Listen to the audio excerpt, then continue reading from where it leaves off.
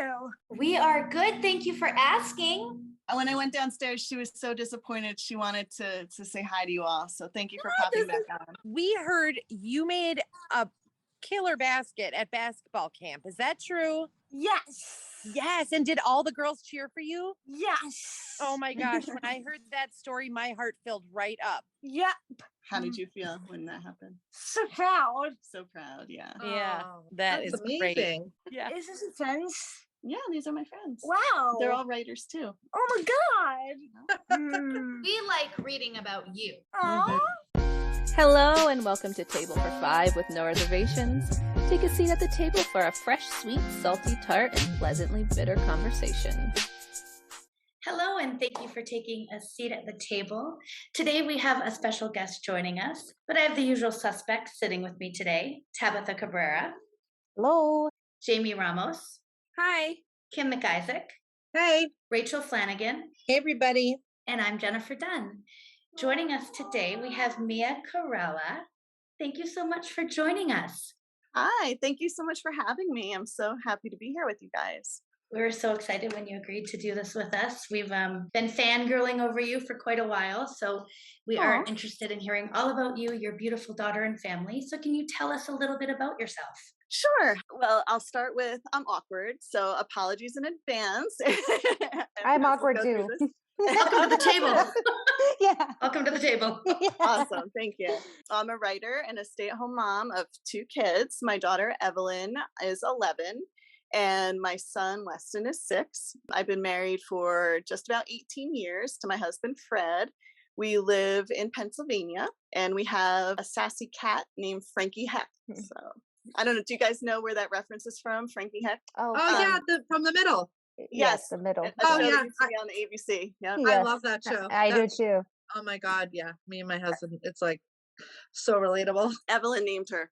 That's so funny. Oh, it's a girl. Yes, it's a girl. Yeah, Frankie. Oh, perfect.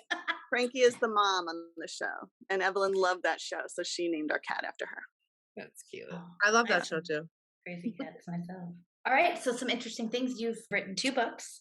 Well, I have a book that I published that was based on a blog post that I'd written to the mom struggling to hold her together. I don't know if I can say Love that it. on this podcast. Love it. Yeah. And so I did self-publish that on Amazon. And I was published in an anthology about surviving pregnancy without losing your mind. So I had a little essay in there that was published, but it was an anthology of many different parenting bloggers. Amazing. Amazing. I love the first one. Yeah, that's amazing. So can you tell us what led you to doing this crazy world of blogging and social media and all the good things? Sure. I never thought I would end up here. It was not a direct route. I actually started as a middle school counselor many years ago. That was my career path. And then I had my daughter, Evelyn, who I guess we'll talk about more later. My experience with her, she does have disabilities and multiple medical issues. After I had my son, who is 5 years younger than Evelyn, we found out that he had one of the same medical issues that Evelyn does, a congenital heart defect. And so after dealing with everything with Evelyn for, the 5 years and then having my second child and realizing that he also had the same medical issue, it was obviously very overwhelming.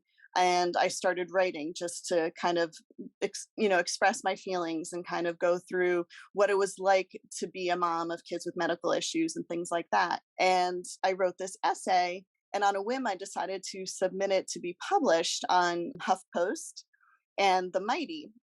And it was actually picked up, to my surprise. They both wanted to publish it. And after that, I was like, well, that was cool. And my grandmother actually said to me, oh, this is great. Maybe you'll keep writing. And I said, well, what else do I have to say? I have nothing else to say. But it turns out I have a lot to say. So I kept up with the writing, and I started my blog, thismomwithablog.com, and I have a Facebook page where I write about all things motherhood, but there's a lot of focus on raising a child with disabilities and medical issues. Yeah, I saw that you said, you became a stay-at-home mom. Doesn't pay well, but you stay at home.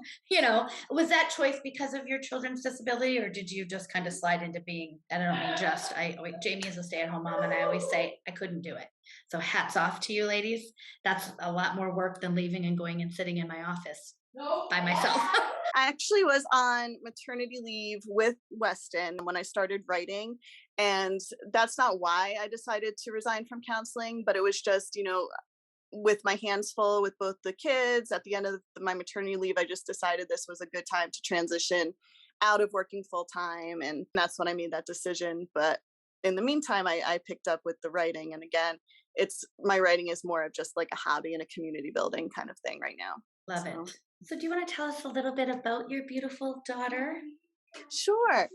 Before I identified as a special needs mom or a disabilities mom, I was a medical mom.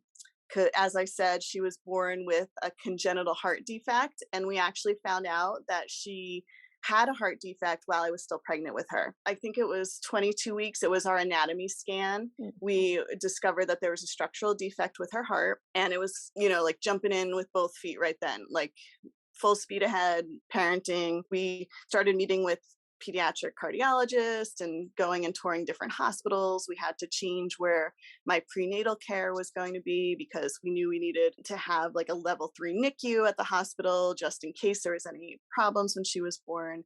So everything started even before she arrived. And then when she was born in respiratory distress. So she was immediately, whisked away and intubated and brought to the NICU, and then they transferred her the same day to cardiac intensive care unit at a children's hospital. So she was hospitalized for the first 66 days of her life. Yeah, she had a rough start, and we all did, I guess. That was my first child, our introduction to parenting, my husband and I. And, she stayed in the hospital. She was only 4 pounds when she was born. So they had to have her in the isolette to gain weight because she needed to have an open heart surgery, but she was too little to have the surgery. So we went through all that. When she was discharged, she was almost like 9.5 weeks old.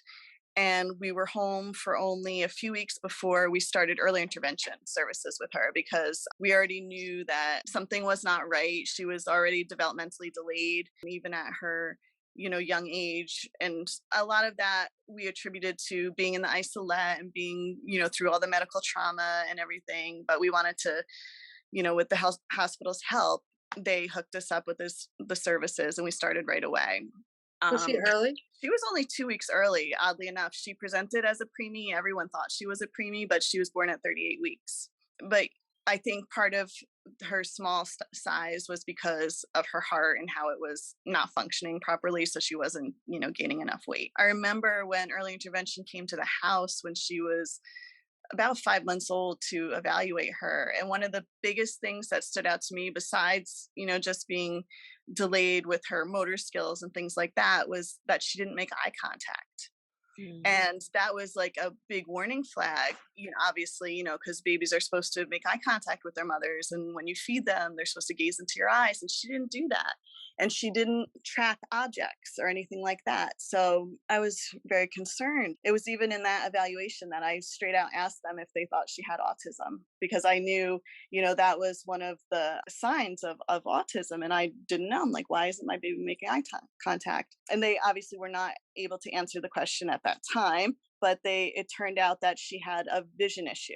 She has a brain-based visual impairment called cortical visual impairment. So it doesn't affect her eyes. Her eyes are healthy and normal. She does have astigmatism, so she wears glasses, but it's how her mind takes in visual images and processes them. It's different, and she has to kind of be taught in a whole different way than typical kids would pick up visual information. So that was one of her big things. What age was Evelyn diagnosed with autism? Oh, no, my daughter does not have autism. She doesn't. It's very complicated. There's no simple answer.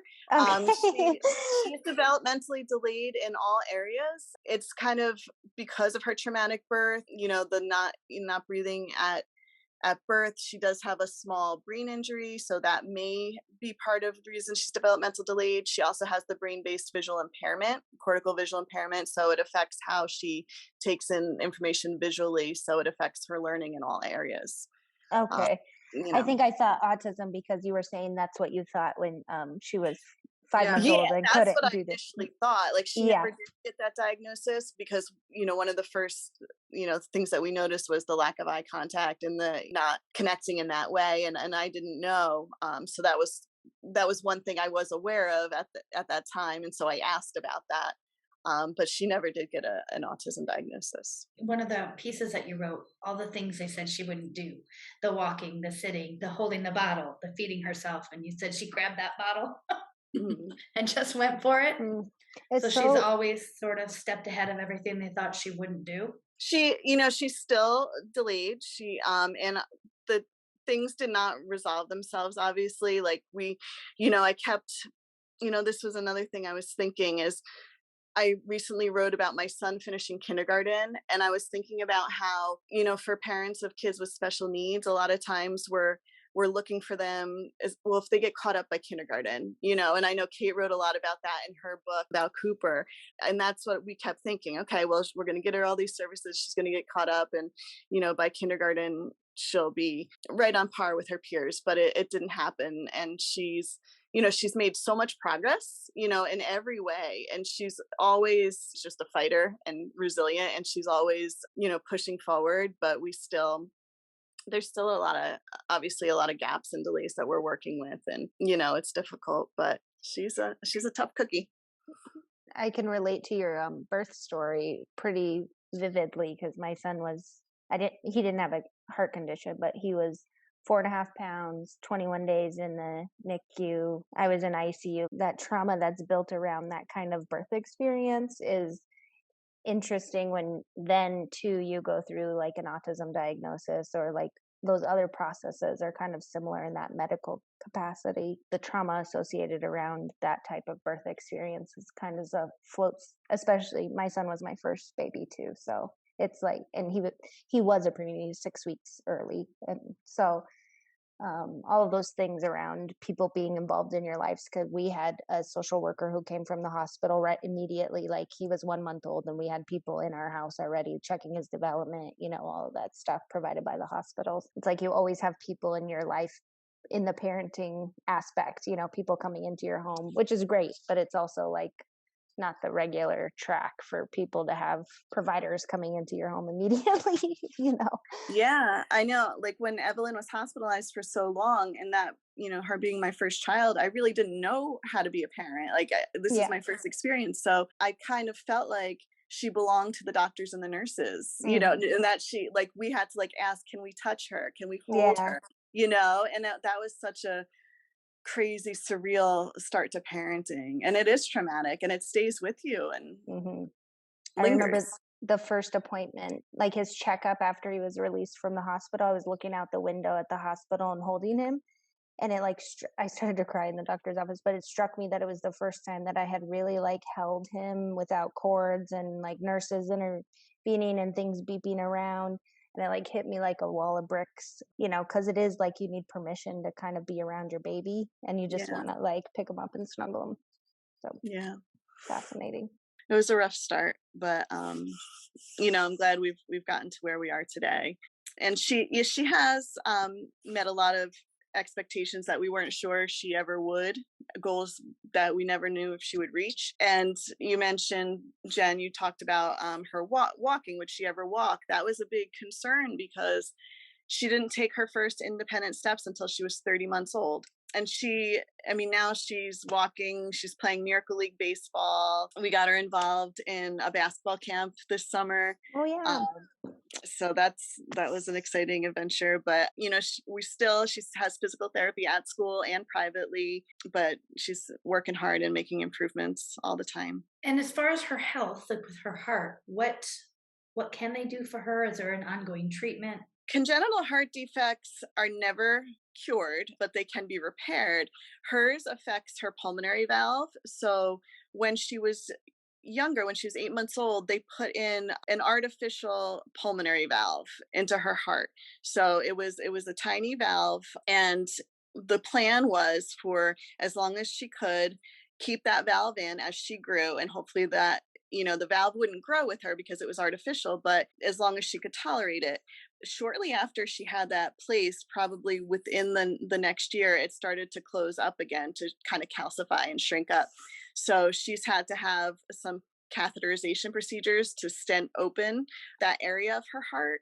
and we're right now monitored yearly. We go back, we actually go to Boston for her heart procedures and checkups, but we go back this December and they're going to check again. And at some point, she will need another intervention. We're hoping that the technology will be improved enough that she could get a new valve through a catheterization, but she may have to have another open heart surgery at some point. But it will be lifelong monitoring. Luckily, it doesn't impact her. There's no physical restrictions or anything like that. That's what I was going to ask about. So with the basketball camp and all that, like, how is it now with her stepping out into the world and doing more stuff like that? How do you feel about that? How does she feel about that? I know a lot of our kids deal with anxiety. A lot of us deal with anxiety. How is it doing stuff like the basketball camp and Miracle League? So Miracle League, she's been doing for a couple of years, and there was no anxiety with getting involved in Miracle League because we knew, all the other kids had disabilities too, or delays, and Evelyn was, welcomed with open arms, and we knew all the other parents and families got it. And, so we kind of walked right in there and just found a loving community. Now, going into basketball camp, I was very nervous because it was a traditional basketball camp for girls entering grades 3 through 9, and Evelyn's entering 5th grade. Even though she's entering 5th grade, her physical skills are not on par with a 5th grader. So, and she's never had any formal basketball, training. So I was so nervous. I reached out to one of the coaches beforehand and just said, listen, my daughter has disabilities. I didn't get into details. I just said she has physical delays, but she loves basketball. Can we do this? And he said, we will make it work. We'll make this a positive experience for her. So I was like, great, this is awesome. Evelyn's going to be so thrilled. But at the same time, I was so anxious because at school, she's in a small group classroom. She has a one-to-one aide. People are always watching her. They know her IEP. Going into this basketball camp, it was like clean slate, all they knew was that brief statement I said, my daughter has disabilities. And they were like, okay, we'll take it from here.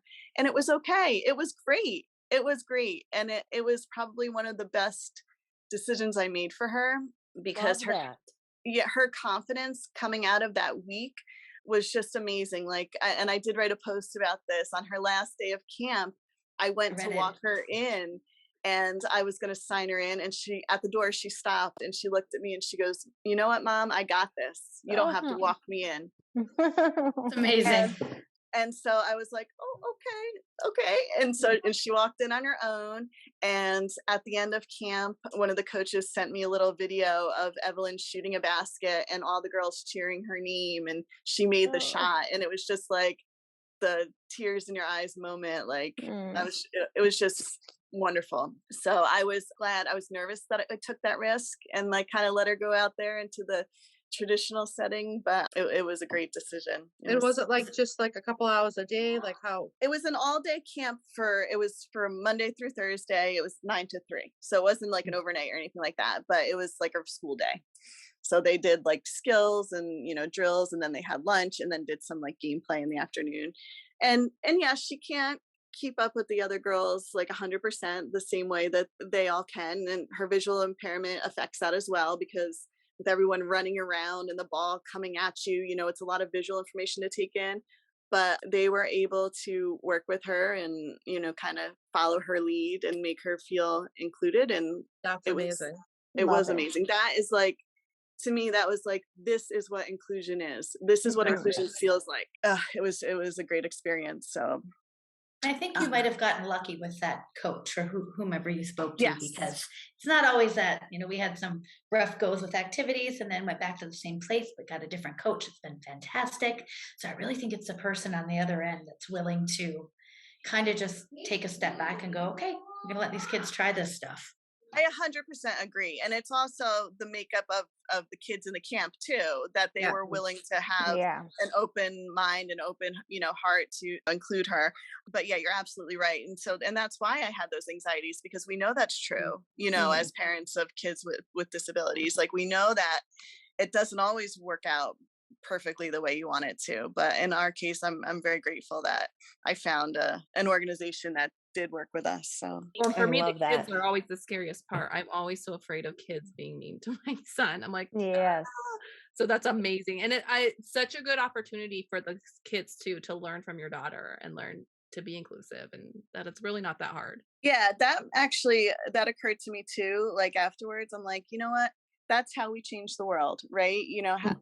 Letting our kids teach the world how to be. Maybe the world wasn't created for kids like ours, but our kids are going to change the world. Love It's awesome. that. Yeah, I talked in a post about I had some faith in the younger generation. I took my daughter to an amusement park, and all the kids are working on their summer breaks there. And I just said, she has autism. Do you have a past? This kid was just this young kid. I swear he was 14, sitting behind the counter, and he gave her a wristband. And all these young kids that work the rides, as soon as they saw her wristband, they just immediately kind of gave me that nod, let her in. It wasn't the that sometimes you get from people, right? Even Mhm. from adults that are there that are supposed to facilitate this stuff. So yeah, that does make all the difference. Absolutely. Well, and I think Um, that's a big part of why we all do what we do is because some people just don't know. They're not exposed to it. They don't know how to act. They get nervous and uncomfortable. And I feel like the more we share and the more people read and see and experience and have exposure to, all different kinds of people, disabilities, backgrounds, whatever it is, the more comfortable people get. Where before it was like, obviously my daughter's 26. So when she was diagnosed 24 years ago, people didn't even know what autism was. Now you say autism and people at least have an idea. People didn't know. I feel like we have come a long way. We obviously have a lot more work ahead of us to do, but it's just in the past, since she's come into being diagnosed, and that was in 1998 to now, it's such a difference. yeah. And Jen, I know you said your daughter's 12. Yeah. Yeah. And Evelyn's 11. So as we're talking about worrying about how other kids are going to treat our children. Now, my daughter, your daughter, they're at this very, crucial age with social development with, Mhm. where they're very aware of what other people think, and kids are very aware of each other. So this is a very anxiety producing time, watching them grow up into adolescence and get ready for middle school. My daughter is only entering 5th grade because we actually had her repeat 4th grade last year. But yeah, it's a whole new ball game when you get up there in the years. Mhm. The worst time in my life. I couldn't even Oh imagine. yeah. Well, and as kids get older, the differences grow. Like it's like when a 3-year-old's throwing a fit on the floor, that's not uncommon for a neurotypical 3-year-old either.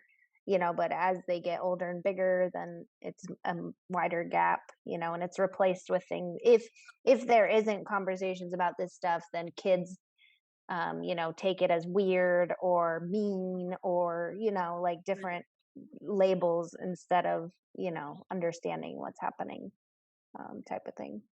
Yeah. And I find a lot at like this stage of the game for us because my daughter's nonverbal. So obviously it's a little bit more difficult because she can't talk to somebody or someone asks her a question she can't answer. And people just don't really know how to like navigate that. We don't get like the stares and stuff that we as much. I mean, obviously if something's happening like a meltdown or something, obviously then we would, but just in general. But it's almost like people would just play alongside her, be alongside her, not really acknowledge her. And I know I don't blame anybody. Like I'm not saying it in a resentful way because it's confusing. She's an adult size, but like cognitively, she's much younger than what her physical age is. And then she has the nonverbal aspect. So she can't really even say, like, she can't even ask somebody something. But I notice her sometimes, like when we were just on vacation and she was in the pool and she's watching these other kids play and she's watching them, but like they're not doing anything wrong, anything mean. They're 3 boys, they're not, but like they don't acknowledge her either. So it's like I feel like we've come because before I feel like we would have gotten the stares and like, I don't feel like people are uncomfortable with her being there as we experienced in the past, but people just don't know how to, and they're just kind of doing their thing, not even noticing her. And believe me, she's very noticeable because even though she's nonverbal, she's not quiet. But she doesn't know as much as like maybe like Kaya would like want to play with the kids, and like that would like upset her. Like my daughter's not upset by it because she doesn't really grasp that. She's longing for that from these people, but like you can kind of just see her like looking almost like I don't know. Like obviously I don't know what goes through her head if maybe she don't want to play with them at all. Maybe she's like, why are you guys here? Get out of the pool. Let me have it to myself. But I feel like children are coming along. That's another concern and anxiety, that I have is with Evelyn developing meaningful friendships, and meaningful, deep relationships with people. She is speech delayed. So she's conversational, she talks, she can communicate verbally, but she can't have the same kind of conversations that a typical 11-year-old would have. She wouldn't be sitting like in the cafeteria talking about, something like really deep. Like I think she understands more receptively than she can expressively. And so I worry about that, too, like wondering if that's going to inhibit her making some meaningful friendships moving forward. I was going to ask you how she interacts with her peers. And I asked because our daughters are pretty close in age. And, my daughter doesn't get the social cues of things really, So a lot of times she just will follow along with what the kids are doing. And I noticed at gymnastics one night, one of the kids is like, why is she doing that? Why is she following this? And she's not answering this. And one of the little girls, and they don't know she's autistic, but one of the little girls is like, she's in our class and she's our friend. Just this happy little girl who kind of all of a sudden made it okay. You know what I mean? Yeah. So it's that interacting where she doesn't really understand how to interact. She'll just kind of insert herself into the, hey, I'm here. Yeah, I think Evelyn also probably wouldn't know how to break into a conversation like that. She loves to be around people. She just loves school. I'm so grateful for that. And she's happy to be around other people, but I feel like she's often an observer, and it would take, other people or an adult to help pull her into the mix more. So I feel that way about Celie too. There's something about your receptive language being in such a way that you can understand that there's something going on that you're missing. Like Celie has this draw, but then suddenly she'll just go in and drop like a mermaid bomb. Like they're doing Legos and she interjects herself and then it's something totally unrelated. And then if they take the bait, so be it. She'll sit there and do that. But if not, then she's on her way. Like, okay, peace. I'm going to go find somebody else that I can chat with. Yeah. We have that with my son too. He's very social and loves to be around people, but in like overstimulating situations or he didn't sleep or whatever, he completely loses his language. And so kids will try and to engage with him and then he's not having any of it. Even though he's like highly social and wants to be around kids, he kind of is like, no thanks right now. I like to do it my way. My son's usually like, I like to do it my way or something. But Mia, I was going to ask you, like, part of that, like I think we talked a little bit about why you started writing, but do you feel like that's your big motivation when you write about Evelyn is like because you want people to know what she's like? I think a lot of us start just because we're sick of trying to explain our kids. So it's like, here, I'm going to write about her so you can learn. Or what was your motivation in writing about her? That's exactly it. That's how I got started. And well, the first article I wrote was about what it means to be a heart mom. And so I felt like no one understood where I was coming from and what it was like. And people, even my family, besides my husband, people that weren't in my home didn't know what it was like to day to day raise a child with these medical issues, or whatever. And I wrote that just kind of like, you need to know that we feel like this. You need to know that this is what it's like. And as I wrote more and more, I felt like just kind of raising awareness and getting that out. And I've always kind of felt like I've had to fight for Evelyn, and I think we probably all have felt the same way with our own with your own children. And the big shift, honestly, was when we were getting ready to enter kindergarten, and we sat around that IEP table and had her, evaluation report read and all that. It was at that point that I realized I really have to be vocal for Evelyn to advocate for who she is and not just what she appears on paper and in test scores and reports, because there's so much more to her. So, that was a huge motivation in writing a lot of what I have written. And then I find the reaction from other parents is just so, appreciative and supportive that I feel like I'm letting other people know they're supported and not alone, but I'm also receiving that support too. Like when I write something, I write out of, passion and emotion. That's when I feel like I do my best, when I'm feeling emotional about something. And then when I get those comments back, like I needed to hear that, or I went through this, and it helps me. And so it's kind of like a back and forth relationship between my audience, my readers, and myself.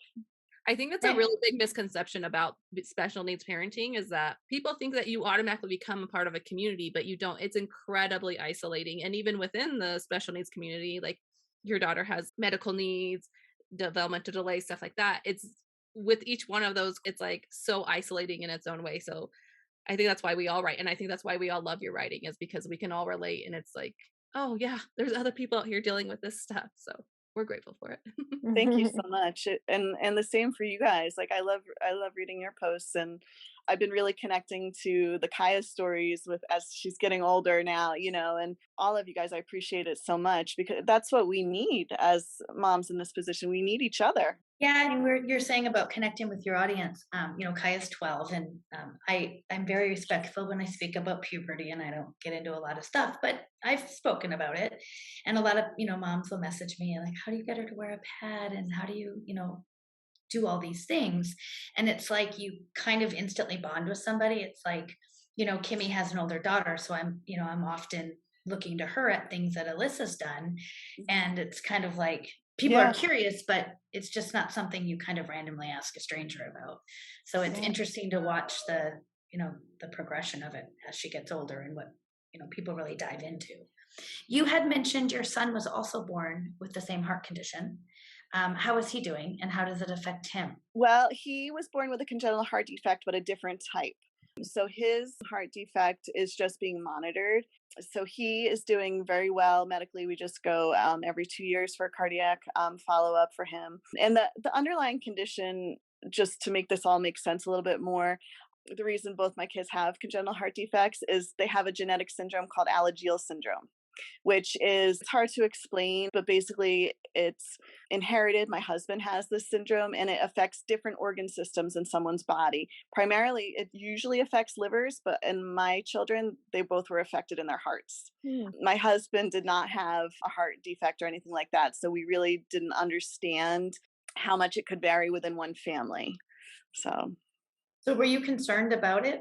Maybe not the heart because he didn't have those issues, but were you concerned that perhaps it would be passed down, or did you not know prior? We knew that it could be a possibility, but because my husband's symptoms and the way he was affected was so mild, we just assumed that it would be the same within a family. But it was, the heart defect was much more severe than we realized. Could happen. And then how did you find out he had it too? Did you find out before he was born? My son, we actually, when I was pregnant with him, I had all the fetal echocardiograms and everything. Everything was normal. There was no signs that anything was wrong. And after he was born, he had a heart murmur. And then they sent us for further testing, and that's when we found out that he has peripheral pulmonary stenosis, so it's like the pulmonary branches are just a little bit more narrow than they should be, but luckily it's just mild to moderate, and we're just monitoring that. How's her relationship with her brother? Do they have like a typical sibling relationship? They annoy each other a lot. But Weston, it's adorable because he is 5 years younger than her, but he is very protective of her and he helps her a lot. Like because of her visual impairment, like I couldn't say, go upstairs and grab my glasses off the counter, like because she wouldn't be able to find the glasses on the counter because of the visual clutter. And so like Weston would go and I'll do that for Evelyn or whatever, something like that. That's really sweet. Yeah, he's sweet. He's a very kind boy. It's very interesting to watch the dynamic between a special needs child and their sibling. It's really awesome. And you guys know that too. Mm-hmm. So I end up writing about a lot just as my daughter's getting a little bit older. She's younger. But the way I can see how she's being raised to be like kinder and more helpful. I mean, she's still sassy and will fight with her brother, but at the core of it, she like checks on her brother and it's just like the sweetest thing. And it's like, I don't know. I'm very grateful they have each other. And part of that, so I was going to ask you, this is a question we've all answered before, but how do you feel having Evelyn as your daughter has changed you? And what's the best of you that's come out from being her mom? It's changed me in so many ways.